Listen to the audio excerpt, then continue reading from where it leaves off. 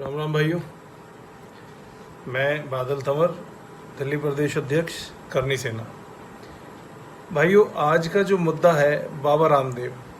सबसे पहले मैं बाबा रामदेव जी को नमस्कार करना चाहता हूँ कि जितना बड़ा नाम उनका हिंदुस्तान में है, उसके अनुरूप वो क्या काम कर रहे हैं उसको नमस्कार है।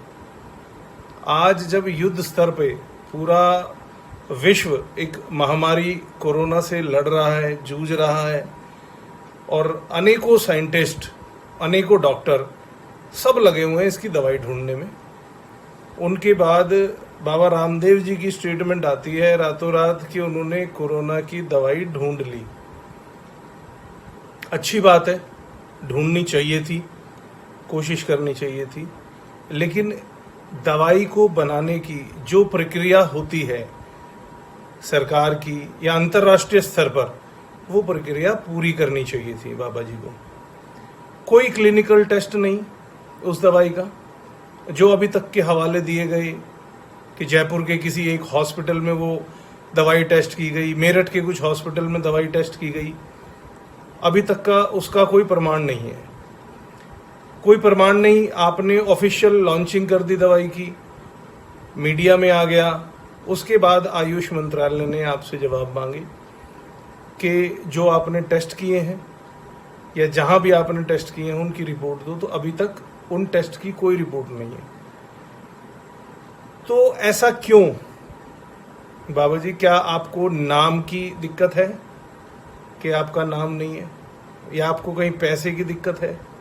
ऐसा नहीं है, सिर्फ दिक्कत है चर्चा में बना रहने की। और ये जो कोरोना का बाजार इंटरनेशनल लेवल तक फैल चुका है, आप इसको महामारी नहीं, आप इसको बाजार समझ रहे हो कि आज एक दवाई लॉन्च कर दो और उसके बाद पैसा कमाओ। कोई क्लिनिकल टेस्ट आपका नहीं हुआ, किसी आयुष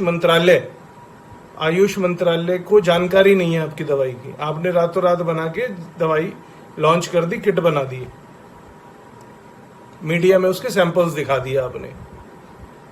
ये महामारी है, लोगों के स्वास्थ्य के साथ खिलवाड़ मत करो। मात्र आप अपने फाइनेंशियली बेनिफिट के लिए लोगों के स्वास्थ्य के साथ खिलवाड़ नहीं करो। आपने ये दवा किस पे टेस्ट की?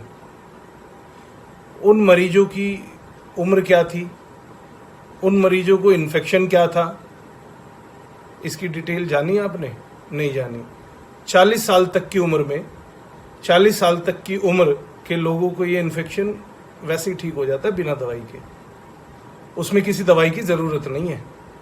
आपने किसी 30-35 साल के बच्चे को अगर इन्फेक्शन है और आपने अपनी मेडिसिन दे दी और वो ठीक हो गया, जिसका आप 100% दावा करते हो, तो 100% दावा ना बाबा जी उन लोगों पे करो जिनको ये इन्फेक्शन बहुत ज़्यादा है और जिनकी उम्र ज़्यादा है। आप वहाँ टेस्ट करें, आपको पता चल जाएगा। आप अपनी दवाई को इम्यूनिटी बूस्टर के तौर पे ला सकते थे, लेकिन नहीं, क्योंकि आज महामारी पूरे विश्व स्तर पे फैली हुई है, बाजार बहुत गर्म है और पैसे कमाने का बहुत अच्छा मौका है, तो पैसे कमाए जा सकते हैं।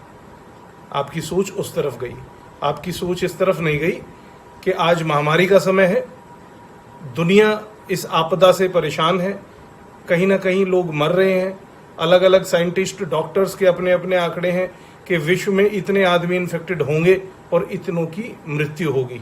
आपको इन सब चीज़ों से कोई लेना देना नहीं है, क्योंकि प्रचार में रहना आपकी आदत है। पहले भी आपके ऊपर बहुत सारी चीज़ों को लेके सवाल उठ चुके हैं, लेकिन वो सवाल आज तक सवाल ही रहे हैं।